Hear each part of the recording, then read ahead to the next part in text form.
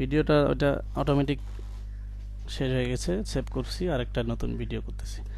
ওকে, আমরা অ্যাড করতে চাইছিলাম একটা অ্যাড, তো এটার জন্য আমি ইমেজটা সাইজ নিছি, ফাইল থেকে নিয়ে যায় আবার নিলাম 1200 বাই 800 পিক্সেল।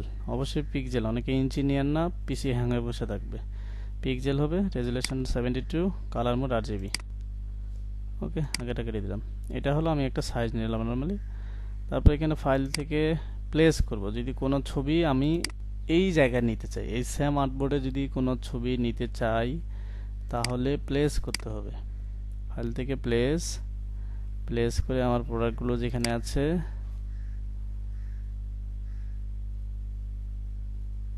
এই যে প্রোডাক্টগুলো একটা একটা করে সিলেক্ট করব, প্লেস করব, টিক দিব। আবার একটা নেছি, ফাইল থেকে প্লেস, টিক দিবেন বা এন্টার দিবেন। আবার একটা নিয়েছি, ফাইল থেকে প্লেস। এই কালোটার ব্যাকগ্রাউন্ডটা কি হলো, কালো আসতেছে কেন? আচ্ছা ঠিক আছে, তিনটা ছবি নিয়ে আসি। প্লেস করলে সেম আর্টবোর্ডে আসবে। যদি আপনি ওপেন করতেন, ওপেন করলে কি হতো, নতুন একটা ট্যাবে ওপেন হইতো। এই হলো ওপেন করা আর প্লেসের মধ্যে পার্থক্য। এখন তিনটা প্লেস করছি, তিনটা এখানে আলাদা আলাদা হয়ে আছে। আমরা তিনটাকে একসাথে আমি সিলেকশন করতেছি। দেখেন উপরে হেডফোনটা কন্ট্রোল ধরে এটা, কন্ট্রোল ধরে এটা, তিনটা লেয়ারকে একসাথে সিলেকশন করে শো ট্রান্সফর্মটা অন করবেন। শিফট অল্টার দুইটা প্রেস করে একসাথে যে কোনো একটা কর্নার থেকে, নতুন অবস্থায় আমরা যেটা করি এই যে এইভাবে করি বা এইভাবে থাপড়ায় থুপড়ায় কি করি, দেখেন আকৃতি নষ্ট হয়ে যায়। এই জন্য যেটা করতে হবে, তিনটা লেয়ার একসাথে ছোট বড় করতে চাইলে তিনটা লেয়ারকে সিলেক্ট করলাম, কন্ট্রোল ধরে ধরে শো ট্রান্সফর্মটা অন করছি, শিফট অল্টার একসাথে মাউসে কিবোর্ডে প্রেস করে ধরে থাকে, মাউস থেকে যে কোনো একটা কর্নার, যে কোনো এক পাশে কর্নার থেকে ছোট করবেন। তিনটায় একসাথে ছোট হয়ে গেল, তারপরে এন্টার বা এখানে টিক করলে হবে। ওকে, শো ট্রান্সফর্মটা অফ করে দিলাম। যে হেডফোনগুলো এখন আলাদা আলাদা করে নেন, প্রতিটা লেয়ার সিলেক্ট করে করে। আমি চাচ্ছি লালটার সাইজে এটা করব, এটাও লালটার সাইজ করব। সো শো ট্রান্সফর্ম শিফট ধরবেন, যখনই ছোট বড় করবেন অবশ্যই শিফট ধরবেন অথবা শিফট অল্টার ধরবেন। শিফট অল্টার ধরলে কি হবে, একসাথে ছোট বড় হবে। আর যদি শুধু শিফট ধরেন তাহলে যে কোনো এক সাইড থেকে ছোট হবে, কিন্তু প্রোডাক্টের তার যে আকৃতি সেটা ঠিক থাকবে, মানে তার যে রেশিওটা ঠিক থাকবে। আর কোনো কিছু যদি না ধরে এমনিতেই আপনি ছোট বড় করেন, তাহলে প্রোডাক্টটার যে তার গঠনটা এটা চেঞ্জ হবে, এটা পরিবর্তন হয়ে যাবে, খারাপ লাগবে। ওকে, তাহলে মিডিলেরটা বড় রাখলাম, এটা আর একটু বড় করে দিই। তাহলে শিফট অল্টার ধরে রাখছি আমি, দিয়ে টানলাম, বড় হয়ে গেল। ওকে, শো ট্রান্সফর্ম অফ করে দিলাম। সাপোজ এটা একটা হেডফোনে অ্যাড তৈরি করতেছি। ওকে, তাহলে এখন যদি আপনি চান যে এই তিনটা লেয়ার আপনি বারবার এইভাবে সিলেকশন না করে তিনটা লেয়ার এক জায়গায় রেখে দিই, এখন এক জায়গায় করার বুদ্ধি কি, গ্রুপ করা। তাহলে এই লেয়ারটা সিলেক্ট করলাম, কন্ট্রোল ধরে এটা, কন্ট্রোল ধরে এটা, তিনটা একসাথে সিলেক্ট করে কন্ট্রোল জি, অথবা এখানে এই যে গ্রুপ লেয়ারের বাম পাশেরটা create a group, create a group করলেও হবে, অথবা কন্ট্রোল জি দিলে গ্রুপ হয়ে গেল। দেখেন এখন সবগুলো একটা গ্রুপের আন্ডারে চলে আসছে। এবং কি গ্রুপের আমরা নাম দিতে পারি, লেয়ারেরও নাম দিতে পারবো, গ্রুপের নাম দিতে পারবো। এই যে লেখাটার উপর ক্লিক করলে নেম লিখতে পারবো, আবার ইন্টার দিলে ঠিক হয়ে যাবে। এটা আমরা লেয়ারগুলো আবার এখান থেকে যে ওপেন করে দেখা যাবে কোনটা লেয়ারে কাজ করতে চাইলে, যে কোনো স্পেসিফিক লেয়ারে কাজ করতে চাইলে সেই লেয়ারটা সিলেক্ট করতে হবে, দেন কাজ করতে হবে। আবার যখন কাজ শেষ হয়ে গেছে গ্রুপটাকে হাইড করে রাখেন, মানে সবগুলো একসাথে থাকলো। গ্রুপ করার উদ্দেশ্য হলো কি, যখন আপনি বড় কোনো প্রজেক্টে কাজ করবেন, দেখা গেছে 10, 15, 20, 30, 40টা পর্যন্ত লেয়ার হতে পারে, 100টাও পর্যন্ত হতে পারে। এতগুলো লেয়ার খুঁজে পেতে অনেক সমস্যা। এই জন্য স্পেসিফিক সিমিলার প্রোডাক্ট বা সিমিলার যেগুলো একই ধরনের রিলেটেড কাজ সেগুলোকে আলাদাভাবে এইভাবে গ্রুপ করে করে কাজ করে। ওকে, তো আমরা এইভাবে একটা হেডফোনে অ্যাড তৈরি করলাম। এখন হেডফোনের অ্যাড, এখন এর সাথে আরো কি কি অ্যাড করা যেতে পারে দেখেন।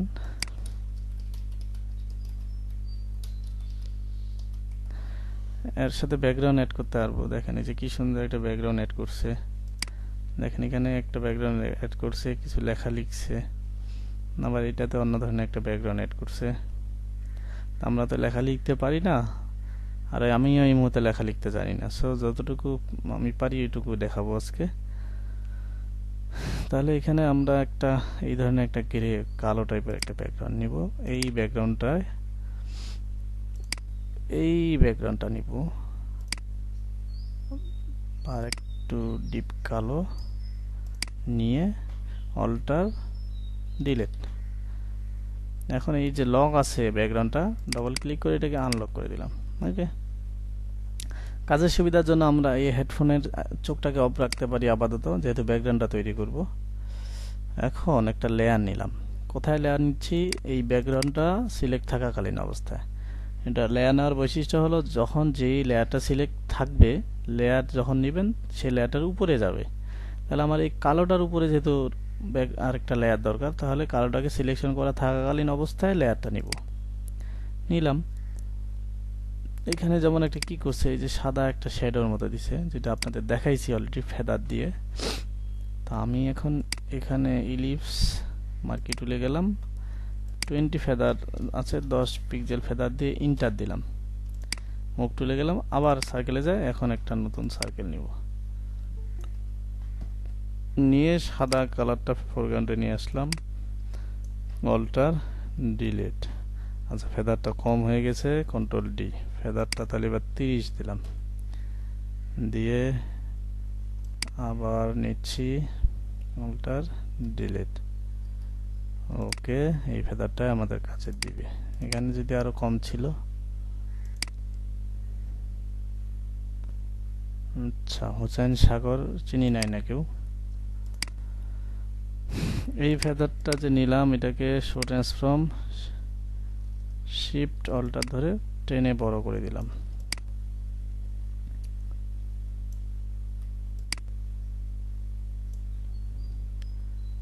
ওকে করে দিলাম, শো ট্রান্সফর্মটা অফ। এইখানে একটা অপশন দেখা যাচ্ছে, সেটা হলো অপাসিটি। অপাসিটি মানে হলো গাঢ়ত্ব। এই যে এইভাবে কমায় দিলে অপাসিটি কমে গেল, মানে তার গাঢ়ত্বটা কমে গেল।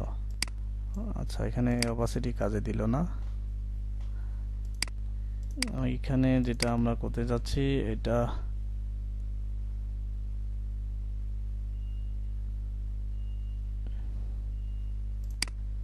অলরেডি আমাদের একটা তৈরি হয়ে গেছে অ্যাডের মতো। তাহলে আমরা এবার লেয়ারটা সাদা না, লেয়ার নিয়ে সাদা কালার না দিয়ে একটা অন্য কালার দিয়ে চেষ্টা করি।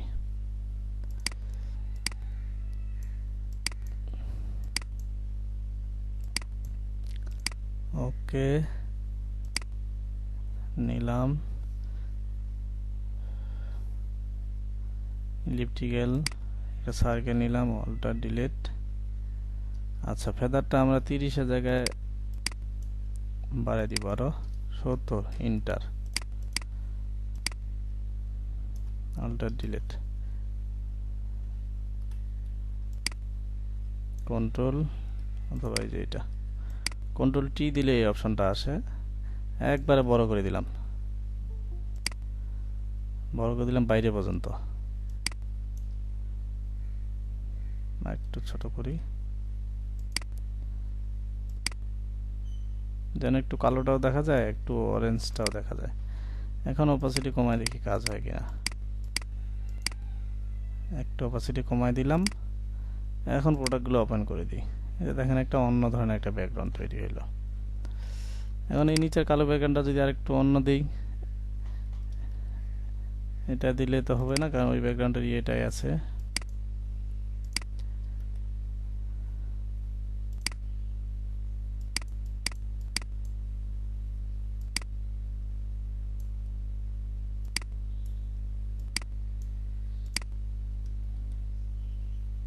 এইটা এখন অপাসিটিটা বাড়াই দেব।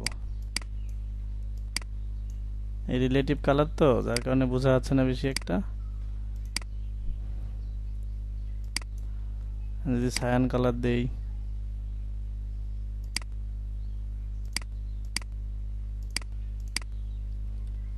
যেমন হচ্ছে, তখন এটাকে অপসিটি কমায় দিতে হবে। তো এই ধরনের ব্যাকগ্রাউন্ড তৈরি করা যায়, এই ধরনের অ্যাড তৈরি আমরা করতে পারবো। এটাকে তো জেপিজি করতে পারেন, ফাইল থেকে সেভ এস করে এটাকে আমরা জেপি ইজি করতে পারি। ওকে।